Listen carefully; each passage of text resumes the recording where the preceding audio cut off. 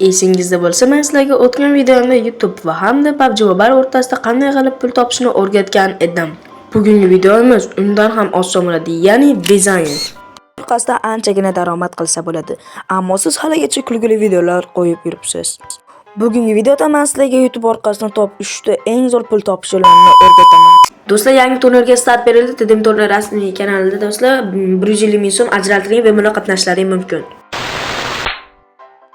Dizayn bo'yicha masalan MetaArt'da olsak, MetaArts to'g'ridan oshiq tajribaga ega grafik dizayner hisoblanadi. MetaArts akamiz ishlarini Eglinda ko'rishingiz mumkin. U kishi shunaqangi zo'r ishlaylarki, to'g'ridan oshiq tajribaga ega bo'lganlarni shunaqana bo'linib turadi. MetaArts faqatgina dizayn emas, diktafon, ya'ni reklamalarga ovoz yozish bilan ham shug'ullanadi. Siz. Aynan siz. Siz ham dizayn orqali pul topsangiz bo'ladi.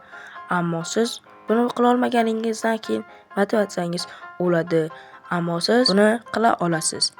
Siz o'z ustingizda ishlashingiz kerak. Agar sizning kompyuteringiz bo'lmasa, telefonda qanday qilib qaysi ilovadan tayyorlayman desangiz, men sizlarga PicsArt'ni maslahat beraman. Unda xohlaganingizcha prevyuni o'zingiz bilgandek tayyorlashingiz mumkin. Masalan, men ham o'zim ham PicsArt'dan foydalanaman.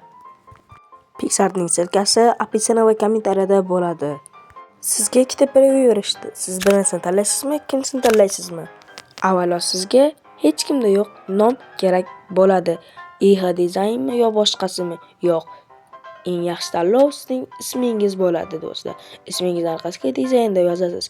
Telegram kanalingizga o'zingizning ishlaringizni tashlab borib, narxini, previewligini, o'zingizning lechkangizni qoldirasiz va sizning ishlaringiz albatta yaxshi bo'lib ketadi.